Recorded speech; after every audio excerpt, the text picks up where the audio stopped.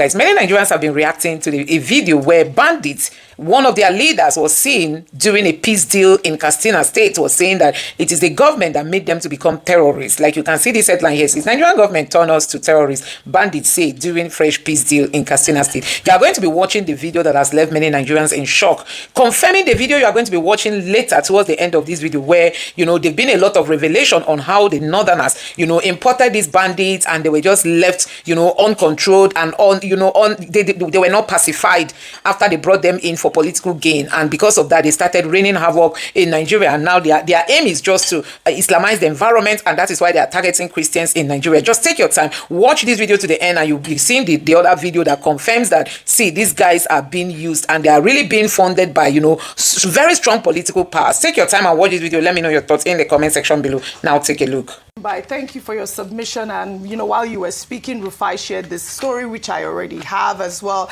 about, you know, the villages that were attacked even over the weekend. Last week as well, there were villages attacked in Benue State.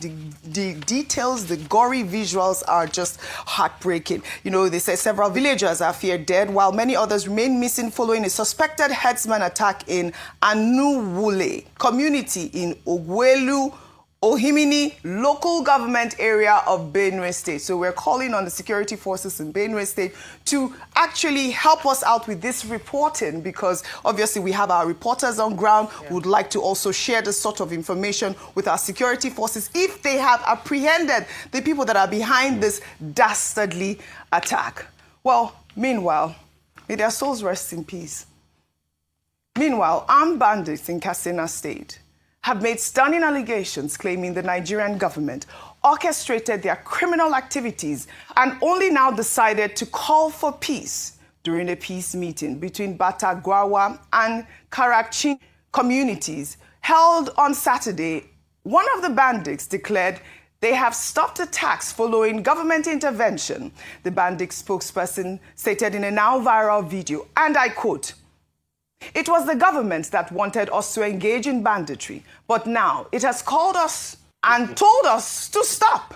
He alleged that despite 2 months of attempts to initiate peace talks, authorities only located them when they genuinely decided to engage. The armed group insisted that peaceful coexistence depends entirely on Nigerian leaders, stating, "If you want to cry, don't cry with us, the terrorists, but cry with your government, for they are the ones who made us do what we have been doing." I mean, this is really, really alarming, Rufai. The allegations raise serious questions about the relationship between criminal networks and state actors, echoing long-standing suspicions about complicity in Nigeria's worsening insecurity. Rufai, your thoughts, and also I'd like your thoughts on the two stories as well, just to put them all together before we take this one. Real quickly, see, Oji, in a country where bandits can pick up a mic and say this in a public space,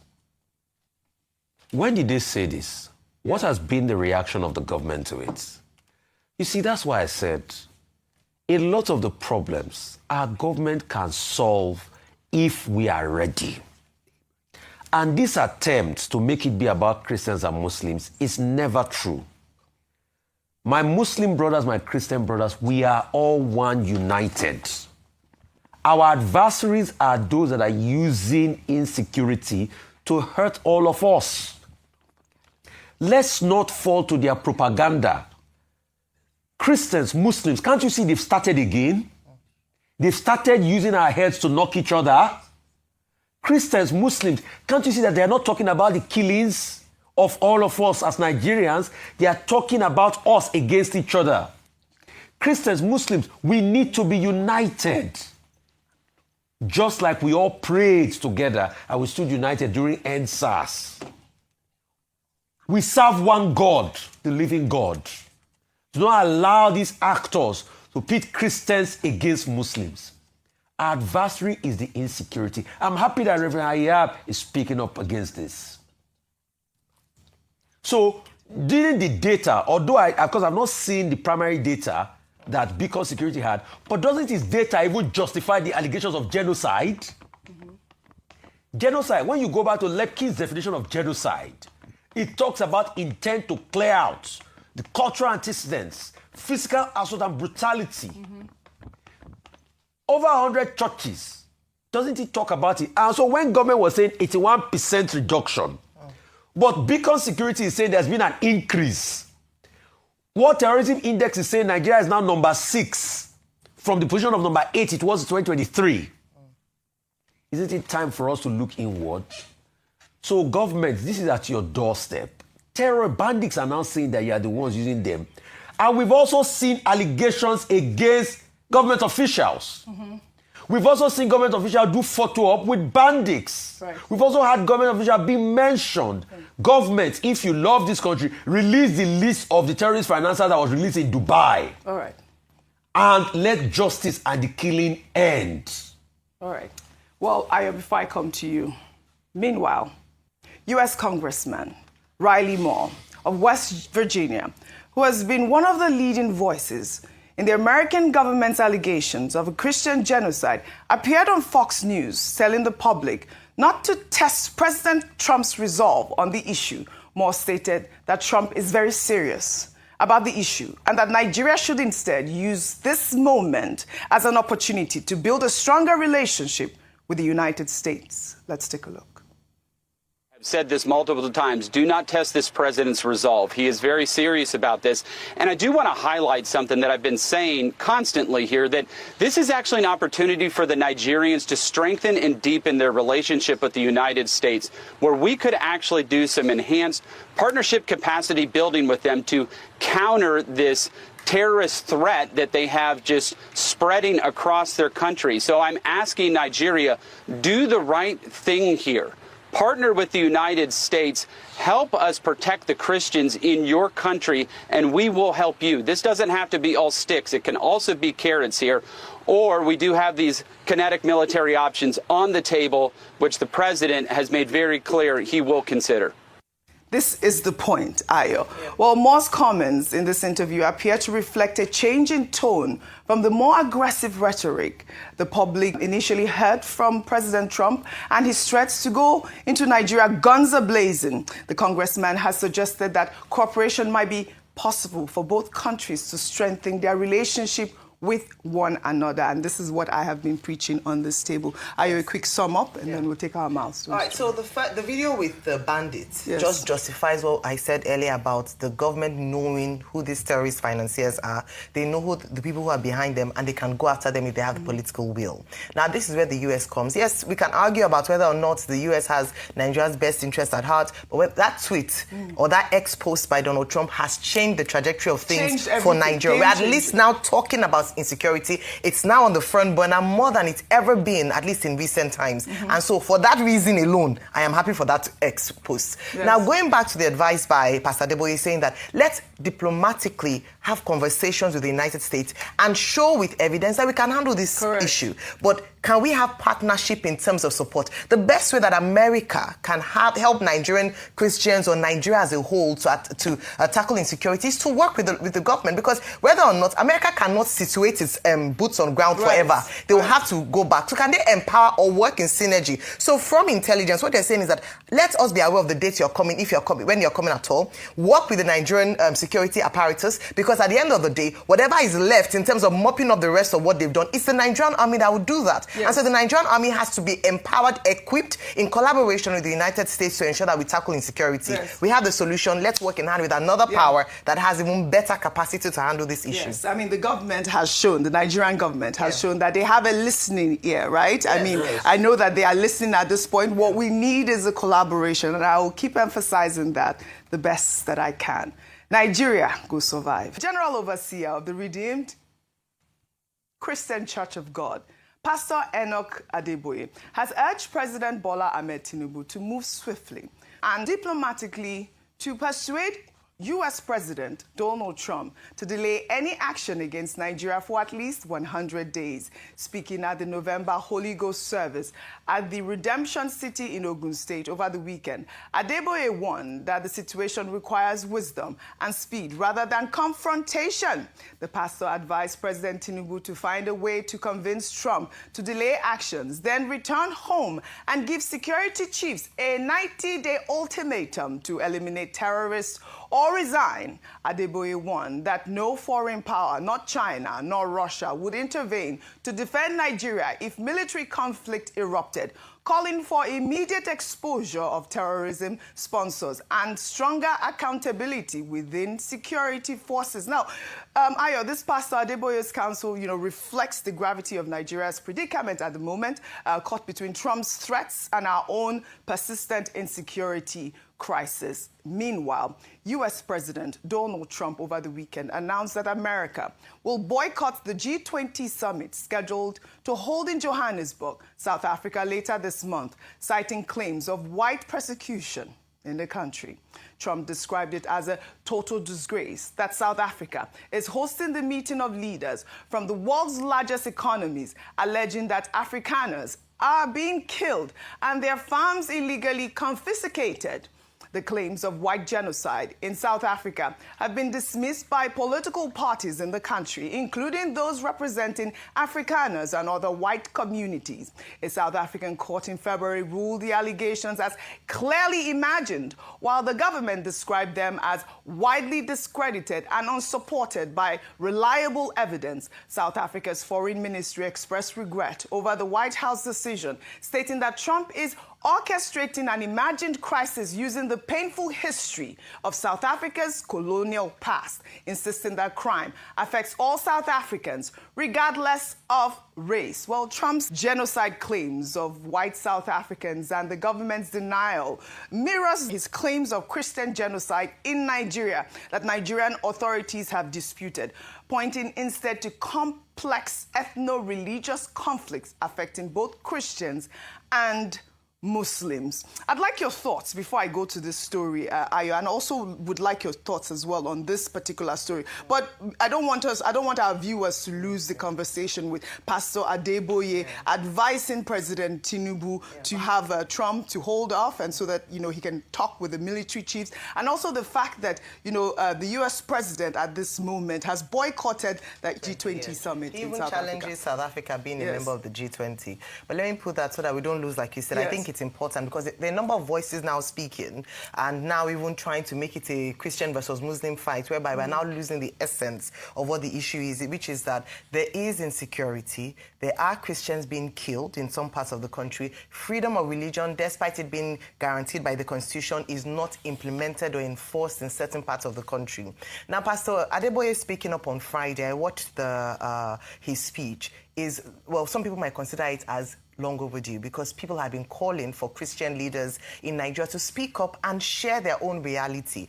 I say this because many of these churches have their branches or by nature of their influence understand what's going on in these parts. They have reports from some of their pastors who have been killed and members who have been attacked or churches that have been burnt. Yes. So they understand the real issues that are going on. But I think his statement then put to rest why people had been asking, because he said that in the background he had been engaged with not just this current president, but previous presidents in trying to find a way to solve the problem of Christians being killed and generally the insecurity in the nation. Adding to his voice, we have the PFN president, Bishop Wale Oke, who stated emphatically that there is genocide against Christians. He has spoken concerning his constituents. Pastor Paul Enenche has been very consistent in calling out for this. We have pastors, of course. Bishop David Oyedepo is very vocal as well about it. So what I'm saying is that the people who are affected, the main stakeholders, have come out to now say that this is really happening, solve the problem. I do think that Pastor Adeboye's advice to the president is in good stead. To ask for some time from the president through diplomatic conversation. And that's why we've maintained on this table that please let us open diplomatic channels. And like Dr. Bati had mentioned, if we have to bring in experienced diplomats to the mix, let's do so. And let us ask for more time. If we're saying that we can solve the problem, give marching orders to these new service chiefs to fix the problem in 90 days. We know that Nigeria can fix the problem. We know that they know the people that are behind these terrorists, those who are funding the terrorists. They know. They know who they are. Well said. Do they have the political will to actually go after them? Trump can be the catalyst to finally solving this injustice that has been meted out on not just Christians, but Nigerians as a whole across different parts. Can we finally have peace in the nation? Well said, Ayo, well said. Well, speaking about pastors who actually have experience, in the same vein, journalist Ireti Bakare Yusuf anchored a special edition of Borderlines examining the contentious issues of insecurity, allegations of Christian genocide in Nigeria, and the Trump administration's threat to the Nigerian state. The program featured security consultant Dr. Kabiru Adamu, who provided data-driven analysis presenting statistics on terrorist killings in Nigeria, broken down by religious affiliation, offering empirical context to claims and counterclaims about the nature of violence in the country. The program also featured testimony from Reverend Joseph John Hayab, chairman of the Christian Association of Nigeria, Kaduna State Chapter. Reverend Hayab shared harrowing personal testimony, revealing he had buried almost 2,000 people in Kaduna in the past, with over 300 more deaths following the 2002 Miss World riots. He expressed frustration on how attacks on Christians, including burned churches, killed pastors, and wiped out families, are routinely dismissed as mere communal clashes rather than targeted religious violence. Let's take a look. I'm speaking as the pastor who buried the almost 2,000 people in 2000 in Kaduna. Quote me, my name is Reverend Hayab. I'm speaking as the pastor who also did the mass burial of the over 300 people of the Miss World Beauty pageant on the 23rd of November 2002. I'm also the pastor who came out publicly to denounce the Danish cartoon in 2006, but it later leads to the death of Christians in Maiduguri and death of Christians in Bauchi. So I have been around and I think I know this story. Listening, we are coiling it into the politics of America as if we are not in Nigeria. Sincerely speaking, there has been killings of Christians in northern Nigeria before even the advent of Boko Haram. I was in Kanu. I just left Kanu with 1 week, and the killing of the visit of Reabonke happened. People were caught. You know, it's a different thing that you are shot to death. It's something else that you are caught to pieces, caught by the neck, caught hacked to death. I saw these cops. I had to run back. My pastor asked me, why did you come back? I said, no, I just left for Kaduna 1 week, and then I heard what happened to my people in places in Kanu. I just came back. I was the pastor who first came out to condemn the Danish cartoon because I knew what was going to follow. But despite that effort, Christians were killed in Maiduguri. In Maiduguri in 2009, when Boko Haram started, they were never attacking Muslims. They actually went for the church because they said, we are infidel. Vimbai, this was quite explosive, but let's take a look at the summary of attacks on places of worship as presented by Dr. Kabiru Adamu over the period of 2021 to 2025. He drew up this chart. It says churches, a total of 121 incidents targeted churches, resulting in 389 abductions and 110 killings. The years 2021, 23 incidents occurred. 137 people were abducted. In 2022, 33 incidents occurred. 74 people abducted and 47 people killed. I mean, this appeared to be, the peak years of this specific type of attack. Now, for mosques, Vimbai, are you watching? Over the same period, a total of 75 incidents targeted mosques, resulting in about 263 abductions and then 142 killings. Notably, mosques attacks recorded more fatalities. It showed a total of 142 versus 110, despite having fewer incidents and fewer abductions. Also 263 versus 389 overall. I mean, the year 2025, he says, saw the highest number of killings in mosques, a rise to 51 from 10 incidents. So the insecurity is speaking, as you see in that graph. Well, this critical conversation highlights the complexity of Nigeria's security challenges, where legitimate concerns about religious violence intersects with geopolitical narratives and domestic politics. Reverend Hayab's testimony of burying thousands cannot be dismissed. Yet, Dr. Adamu's statistics reminds us that terrorism affects Nigerians across faiths, while as Trump threatens Nigeria over genocide claims, the question remains, are we addressing security with facts and solutions, or allowing foreign powers to weaponize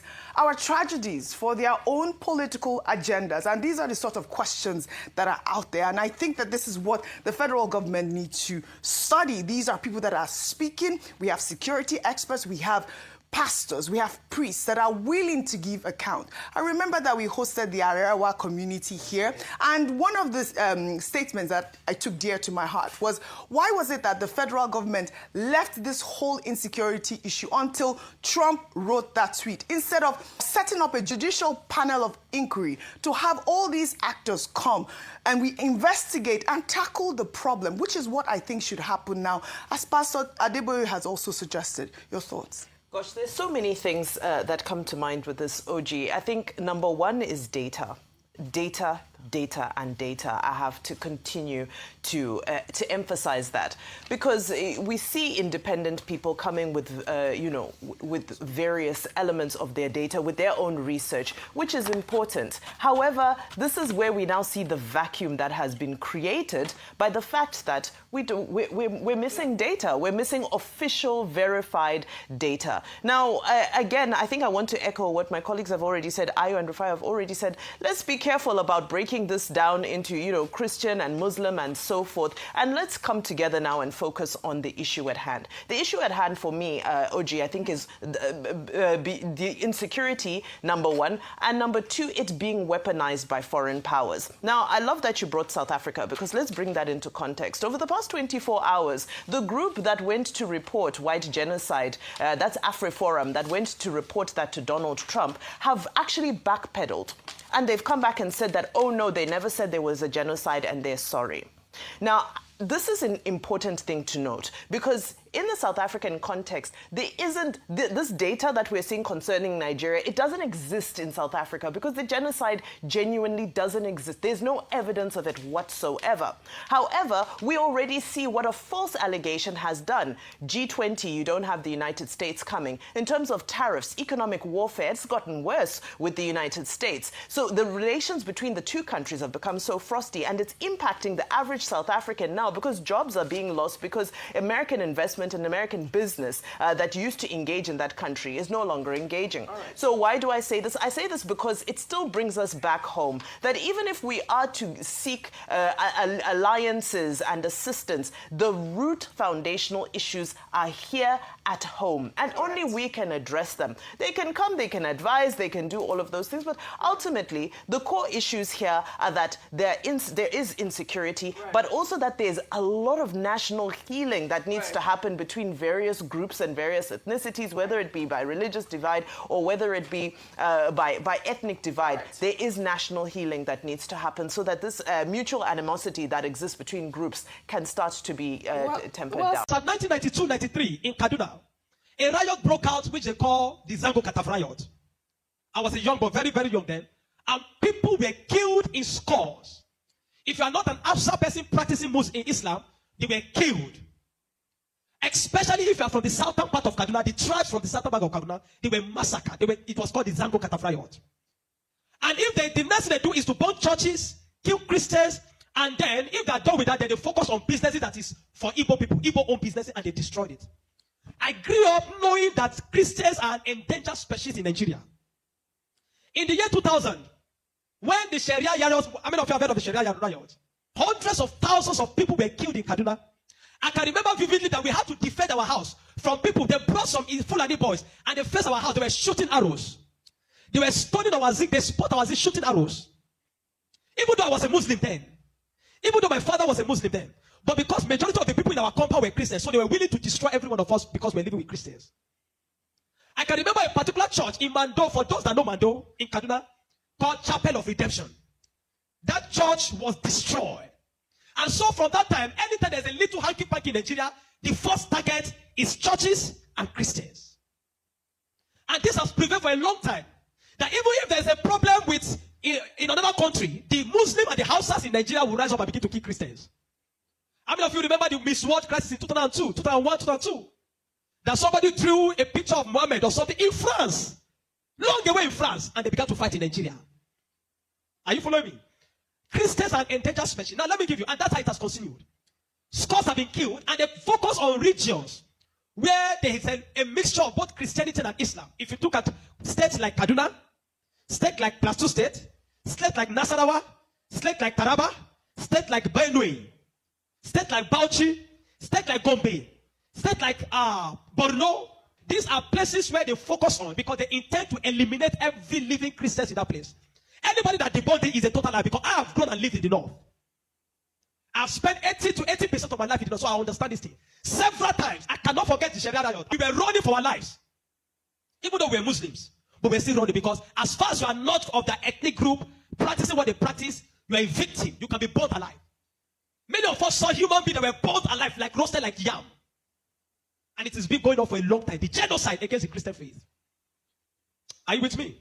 Many years ago, in Kano State, a man was beheaded. And anything they talk about, he said blasphemy. And guess who was the person that led it? The man called Sanusi, Lamido Sanusi, was the one that led him on. And they beheaded him, they killed the Igbo man. They killed him and they put his head on a stake and they were using it to parade the city. You will understand of a woman also that is an evangelist. Evangelist Eunice that was preaching about 2016 or 18 in Abuja. And they killed her. We cannot talk about a young girl called Deborah Samuel that was killed. I schooled in Jos, and for years, the people of Plateau have been massacred. Riot breaking out every single time. The world that the moment anything happens, the next people that are victims are Christians. And it is unfortunate that all these years the government have not been able to do anything about it. But the agenda is deep. Are you with me this morning?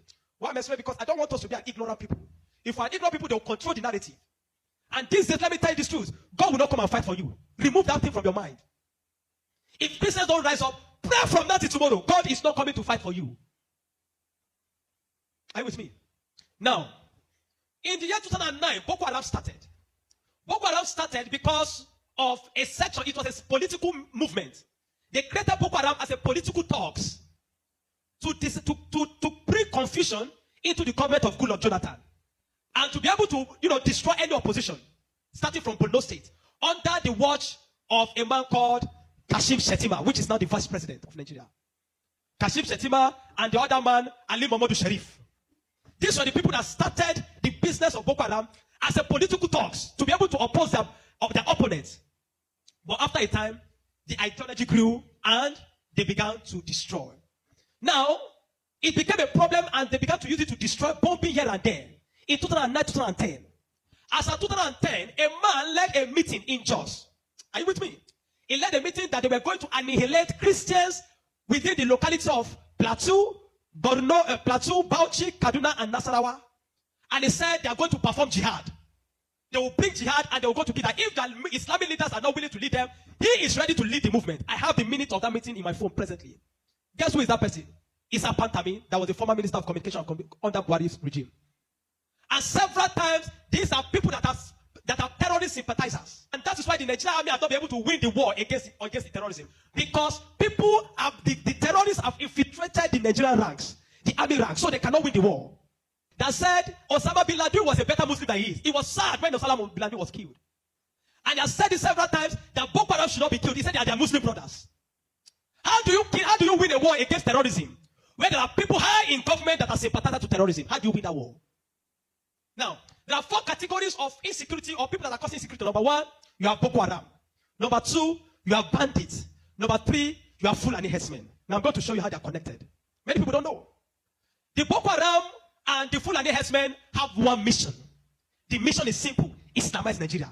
Come to a territory that are Christian dominated, kill everybody there, occupy their land. Go to Benue, look for a community, kill them there, occupy their land. That's always me. Boko Haram and the Fulani herdsmen. Have you noticed that Fulani herdsmen they don't kidnap, they kill. There's hardly a place you hear that Fulani herdsmen capture, that they say these are Fulani herdsmen. No, when they go, they kill. How do they kill? They kill with guns. You must now ask yourself, how does a Fulani man get AK-47? Do you know the cost of one AK-47? One AK-47 is over $1,000 something. Where will a Fulani man be able to obtain to get one AK-47? Are you with me? And now, so you will know that there are people that are sponsoring this movement. Then the Boko Haram and the Fulani, they go about Christian-dominated areas. You will understand that when this terrorism started in Nigeria, that only people that were killed were Christian churches. You will not hear that they kill anyone. It is Christians and churches. I remember in Kaduna then that churches began to look for security men to guide their churches in every service day. Otherwise, you can be in church and then the next is boom, everybody dies. And churches that don't have money to hire soldiers began to use some of their members. I was a member of the security team in my church in Deeper Life in Kaduna in 2010. Because we don't stay in the church. Once I come to the church in the morning, we stay outside, moving around patrolling, because anybody can come and drop anything. So when Boko Haram started, the majority of Muslims, the Hausa, northern Muslims, the Hausa, they were happy. I know of people that were celebrating it. If you see them crying today, I'll tell you why. At the initial beginning of this thing, they were happy celebrating the killings of Christians. They said they are purging Nigeria of RNA. It was majorly on Christians and Christian-dominated areas. But when it comes to 2014, the man Buhari and APC that wanted to overthrow the government of Jonathan, by all means, decided to employ mercenaries from Niger, from Chad, from all those Fulani, from other African nations where they're Fulani, and they brought them into Nigeria. What was the goal? The goal was that if Jonathan does not concede defeat in the election, they were going to rain hell on Nigeria. So they brought in these mercenaries, and they equipped them with rifles, the El-Rufais, the Buharis. Are you with me? The El-Rufai, the Buharis. Every one of these people called APC, they brought in mercenaries and armed them in the bushes and told them to wait. The moment Goodluck Jonathan did not concede defeat in the election, they were going to start. But unfortunately for them, Goodluck knew of the assignment. He got intel about it, and because the man said his ambition does not worth the blood of millions. So the man conceded defeat and left. And so they declared APC winner. Now, you have already brought people from different parts to come and fight. But what they wanted to come and fight for did not achieve anymore. So now they left those people in the bush. They left them with guns and ammunition in the bush. And when Buhari became the president, he abandoned them. Instead of them to settle them and let them go back, they abandoned them. And the people saw Nigeria as a place that is good. And the people decided to remain in Nigeria. Those are the people that started bandits. Before, we don't have anything like bandits. Banditry started under the watch of APC, under Buhari, because they were the ones that brought them in. Kidnapping, because they needed to survive. So they started by kidnapping. And they started by kidnapping. And they started by kidnapping. And they started by kidnapping. Over time, now, you understand that there are certain parts of this nation where there are mineral resources. Don't be an ignorant Christian. Follow me. Don't be an ignorant Christian. Don't be in a nation where you don't have understanding of what is happening. Now, there are some parts of Nigeria where there are good resources. And so, and this is have been illegally mined by elites, the military generals, the oligarchs, the people that are the leadership of the North, they were mining these resources, and the money does not go into the federal government account. So what they do is that they employ the services of this banditry to create two things. Number one, to create diversion. So when you go to Zamfara, that's why you hear that they say that it's killing in Zamfara now. It's because of the Ilema gold mine. There is gold in Zamfara that they are mining. And so these bandits that are already in the bush, some people collaborate with them, partnered with them, and told them to see, keep creating confusion, create chaos. When you keep creating chaos, the Nigerian state and the people of Nigeria will not be able to focus on the illegal mining. They'll be concerned about the insecurity. So the insecurity is created as a means of diversion in the north. Are you following me? It is created as a means of diverting the attention of the military and the Nigerian populace from being able to focus on the illegal mining of resources. And any part of the north where there is resources, you find out that insecurity there. Recently, it has started in Kwara because there's a great amount of lithium in Kwara too that they have discovered and they're mining. So they partner with the Chinese because the people that do this illegal mining are the Chinese. They partner with the Chinese to be able to. So the bandits became the security men of Chinese and all those people to protect them. So that while they are mining, they can begin to cause chaos. Because while the people are mining and they are causing chaos here, kidnapping here, killing here, nobody will be able to focus on what the Chinese are doing and those people illegal mining. Every single day to this moment, I'm telling you, they are mining in those places. And they will take it to an airfield in the bush and fly it out of Nigeria. They are making billions of dollars from it every day while people are being killed. That is why you now hear that Muslims are saying that they are killing Muslims too. What you have, it is what Buhari created. The APC-led administration created. The banditry they created is what is affecting the North now.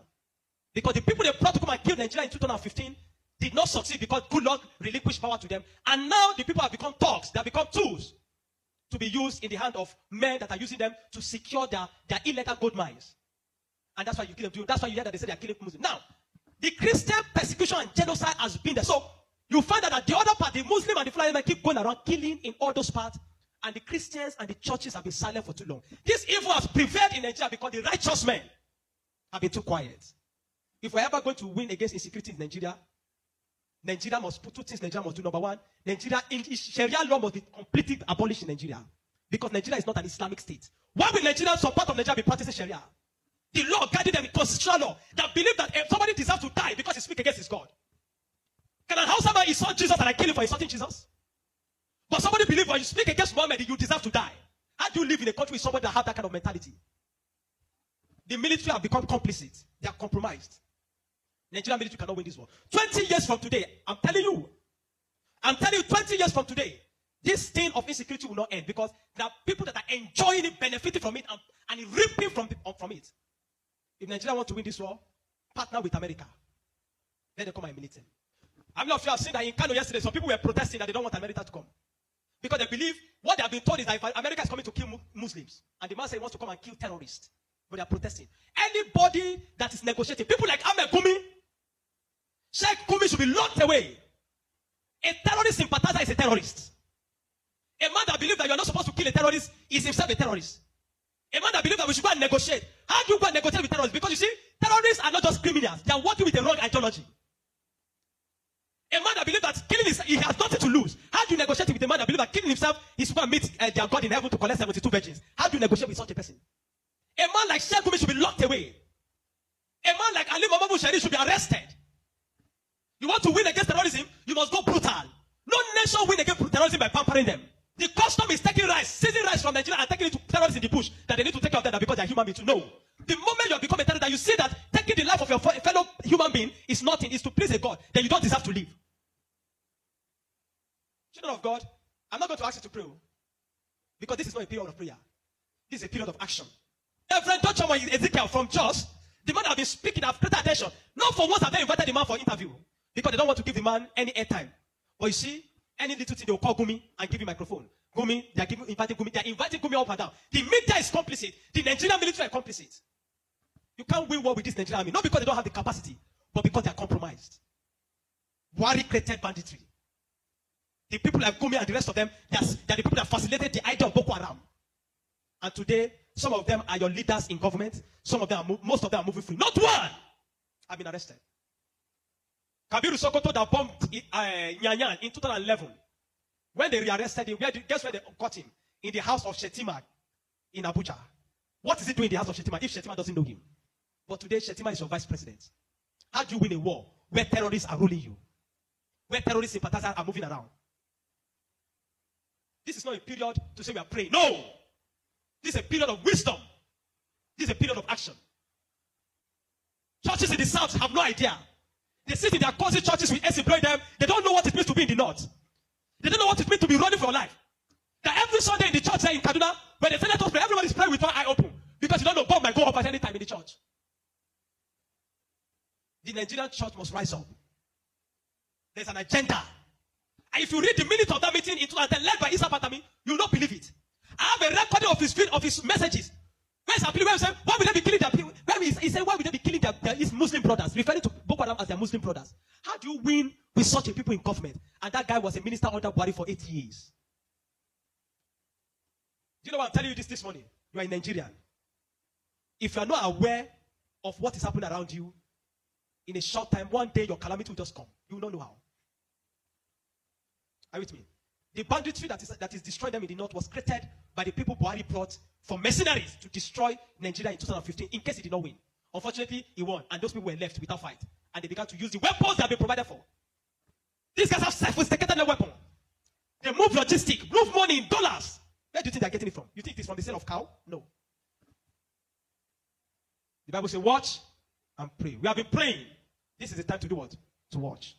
So guys, a whole lot is going on as regards to the level of terrorism in Nigeria and why the government is not even worried about, bringing it to an end. More worrisome is the way the Nigerian government has been just sitting on the fence, focusing on 2027 until Trump spoke. So if Trump had not even said anything, I mean, all these reactions we are seeing today wouldn't have even been coming up. But because we, the government will just want people to know that they are working. That is why you see them taking some of these steps. Not really because they care. No, it's not because they care. It's just because they want people to see that they are working. Anyway, guys, I'm going to be taking you through some of the reactions from Nigerians as regards to these videos that you are seeing today. Honestly, it's really, really sad, considering what we have seen in the country today. Now, this guy has really come out to reveal a lot as regards to how the Northerners have been in the business of buying Christians just for their own religious gain. And now, let me take you through some of the reactions. This person says, I'm a young pastor from the North. 2014, we were all chased out of our communities, burnt our churches, burnt our house. I can still remember clearly, we and our company of many soldiers run for our dear lives. Pray for us, please. Oh my God. This is a pastor from the North saying this. It's really, really so sad. And this person says, we need more people to share testimonies. Honestly, we need more people to share testimonies online. Many persons pretending not to know what's happening need to hear more of these testimonies. Honestly, I think for me, this is just the peak of it. I wish many other people would come out to share their testimonies. If I tell you my experience with my sister in 2000 with her small children, if you hear all these testimonies saying there's no genocide, Christian genocide in Nigeria, you will spit on them. We left Kebbi State around 2 a.m. People were being brought out of their houses to be slaughtered. Hey God, people don't know how much these jihadis are ready to go. Hey Papa, people don't know how much these people are ready to go. So guys, a whole lot of reactions from Nigerians. This person, I remember 2001 and 2001 Sharia riot. Although I was a child then, it took everyone by surprise. We even housed some of my sister's classmates for some days before they could get back to their families. 2011 post-election violence was another horror. Hey, Northern Nigeria.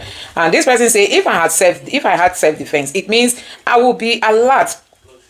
If I have no self-defense, it means that my alertness amounts to little to nothing. That is to say, no one could be killed in the event. Don't you think it is pragmatic thing to populate the idea of self-defense among Christians? Self-defense, Christians don't believe in buying people. So this person say, I don't know what Donald Trump, U.S. Army, Department of War is still waiting for. Leave all this false media narrative and just invade this country and wipe out these wicked vipers out. Oh my God.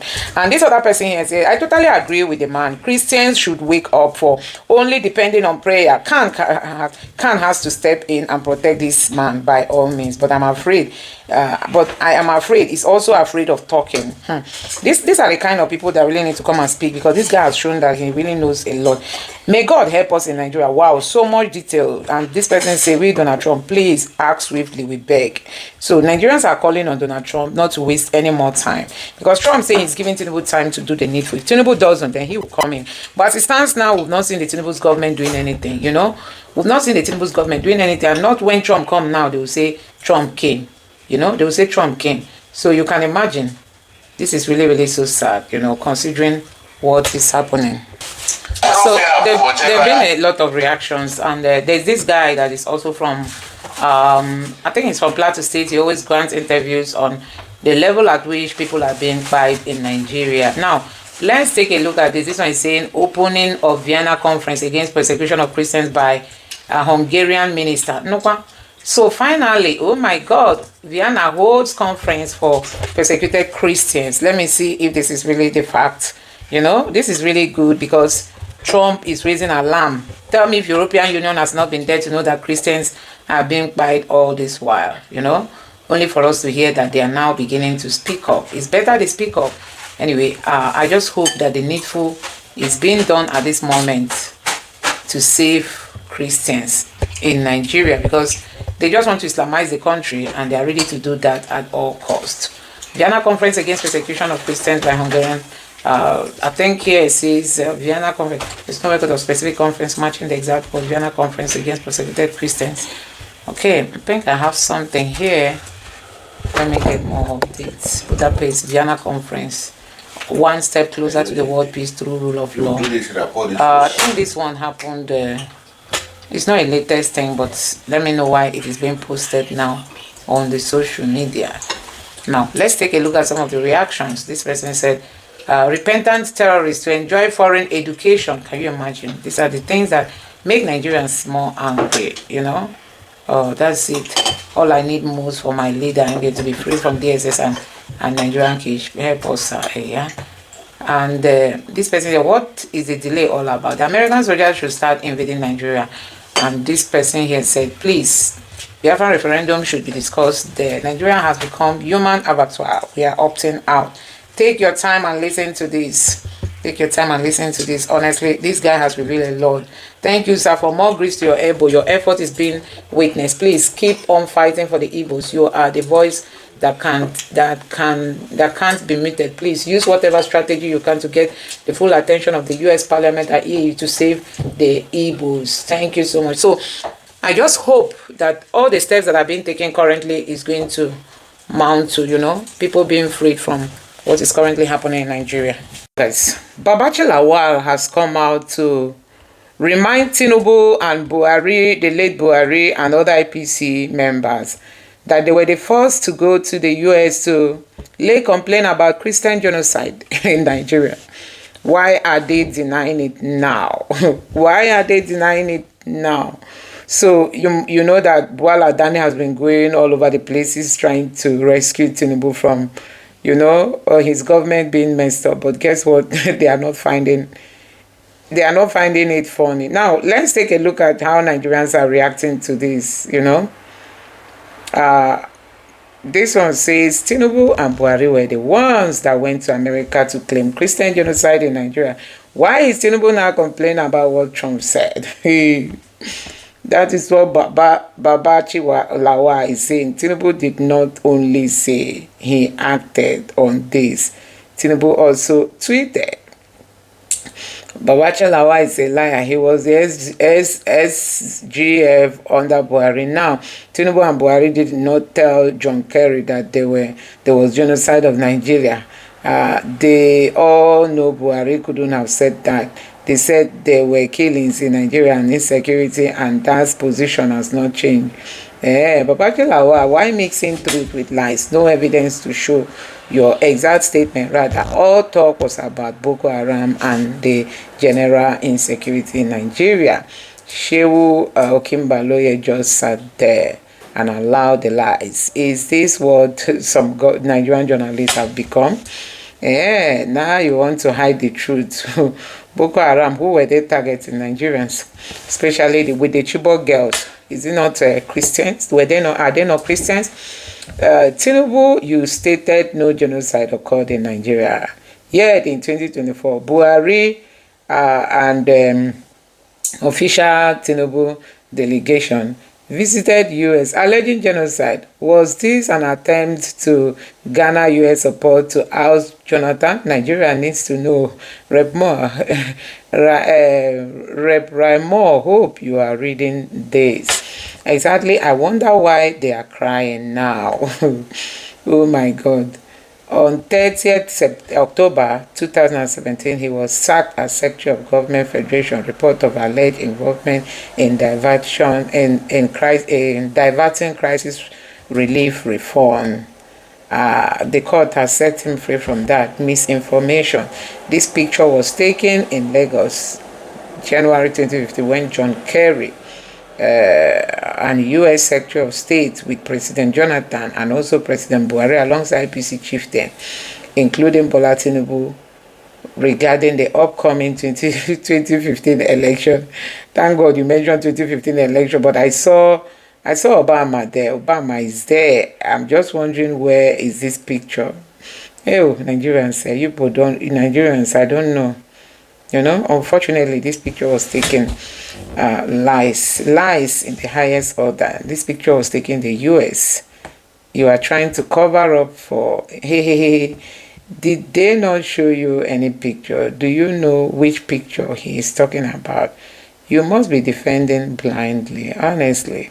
You must be defending blindly. Former SG is talking, and you from Ogbomosho that doesn't know anything is typing rubbish. Honestly. Oh my God. Nigerians, it's always good for us to say the truth. You see, The denial of this Christian genocide is just going to end some people in this world, honestly, because there's no way people are being buried, and even some Christians are denying it, you know. This one says Tinubu, Buhari, APC delegation were the first to tell U.S. government about Christian genocide under Jonathan's administration.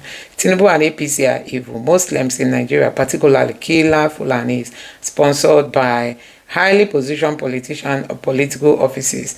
They have a network that protects them against attack from security agencies. No killer headsman has been prosecuted since this menace began, honestly. And this one here, was this not the same grass cutter man under Buhari government?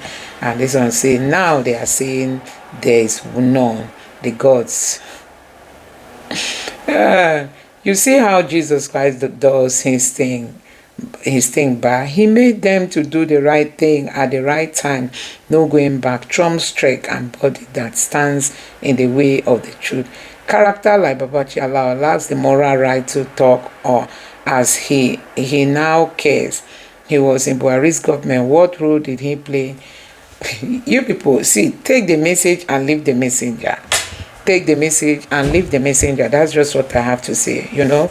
Take the message and leave the messenger. I don't know why people just like to talk, you know. You just want to talk. Babachi Lawa has come out to say that there is spying of Christians. After all, the current administration, the APC, they were the ones that went to the US to tell US that Christians are being spied. And now they are denying it. I don't know why people are trying to fault him, honestly.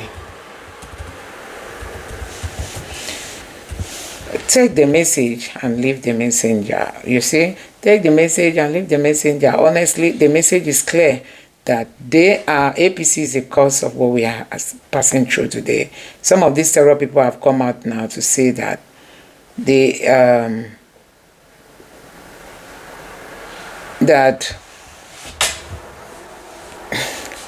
let me stop here. Let me know your thoughts in the comment section below. Thank you.